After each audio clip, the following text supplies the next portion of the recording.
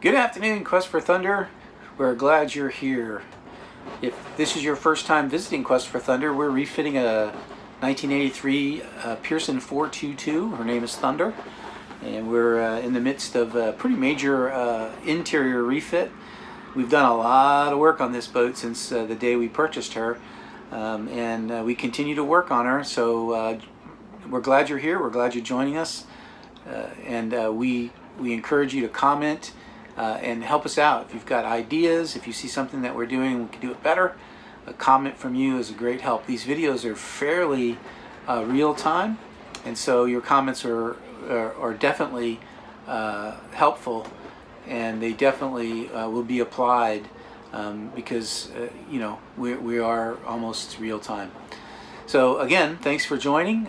Today what we're going to be doing is we're going to be working a little bit on the nav station area, doing some work there. We've moved away from some of the major projects because we've basically completed most of them. We do have one left. That's the one systems type project, well, maybe two. We have the stove and the propane system, and then we also have the sinks. I ordered sinks for the aft and forward head, and they came in, but they were the wrong size, so I had to send them back. So we're being delayed there. But once we get the sinks in, we'll be able to get the plumbing all hooked back up, and at that point, we'll be able to clean the system, run water through it. We have already replaced the fresh water pump, and so everything is good there. We inspected the plumbing when we took up the flooring, and all the plumbing is good. So we're in good shape there. We just need to get it clean, and so that'll be the next thing that we do. But anyway, we're glad you're here, and we appreciate the fact that you are taking the time to watch. If you haven't subscribed to us, please consider subscribing, and you know, just help us to grow. Share these videos with your family and friends, and don't forget to comment. And so let's get to it. We'll get below, and I'll show you what we're up to today. So we're fitting the new frame for the enclosure here at the nav station, and so I cut the frame out and fit it to the space. So this is the frame here, and it fits in here really nicely. There we go. So that's the frame, and that's nicely fit. And so that's going to hold the door. And so the door, which I have cut out here, this is the door here. A little hinge to the inside of the frame here, and it will sit like this in here. And of course we'll trim it out and everything so that the door doesn't fall through.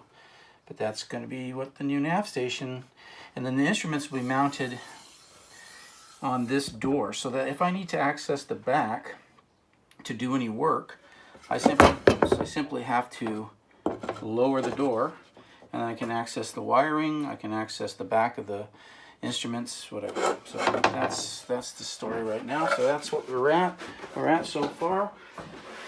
Additionally, because of the nature, because of the fact that this frame doesn't have anything to mount, there's nothing behind this frame here. It needs something to mount to.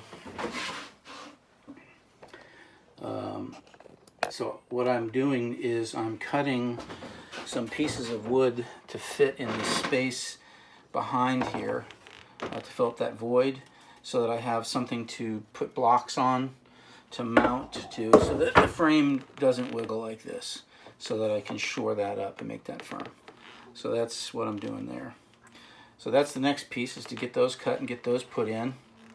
Also, I've marked the inside of the top portion here so that I can put blocks on the overhead, but I have to epoxy those into place because I don't want to be drilling into this overhead. I don't want to be screwing into it if I can help it. So I marked the spots. I've got to prep the surface, do a little sanding, prep the surface where I'm going to put the blocks, and then put them on there with some epoxy. I'm going to use a thickened epoxy to glue them up there. They'll be nice and sturdy once the epoxy's cured. So yeah, so that's where we're at. So far, so good. Looks pretty good. We're making progress.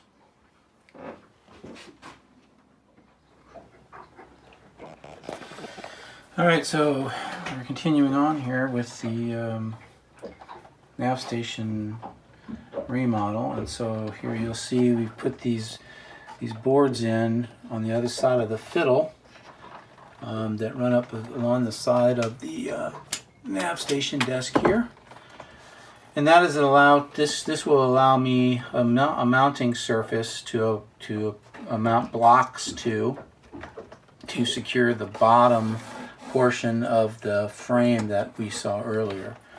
I needed these to be able to mount the blocks to, and it gives more stability to this whole section, so that's a good thing. So anyway, so so we've completed that portion. Now the trick is I've got to put the frame in again, and I have to measure, mark out the location that the edge of the blocks will sit, so that I can screw into the blocks this way in order to mount the frame. Also at the top too, I put a pencil mark, you can probably see it, and that's the edge where the blocks need to sit here for me to be able to mount into them this way to secure the top part of the frame. These up here are going to need to be put in by epoxy. They won't be able to be screwed. So I'm working on the lower ones first, since they're easier with I can just screw them in. So that's where we're at. So we're making progress, getting there. It's nice to be doing a project where we're actually putting something back together instead of taking everything apart. And I still got to sand all in here and sand everything, get it ready for paint. It's all going to get painted. So it'll be nice once it's painted.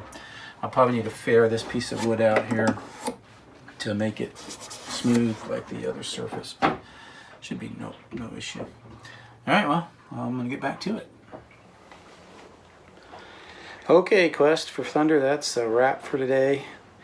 Did some work on the nav station and tidied up a bit. Did a little head scratching to figure out how to work it, how to make it work. I think we've got a solution now. Got some fiddles for the inside set portion of the nav station so things don't go tumbling out of there. And yeah, so pretty good. It's interesting how long these things take. Nothing is straightforward with a boat, and there's always something. So anyway, I've got a bit of an electrical issue I think going on. I'm not sure if it's at the pedestal or where, but my AC volts are fluctuating wildly. I've never seen this happen before, so I'm not real sure what's going on, so I've got to troubleshoot that.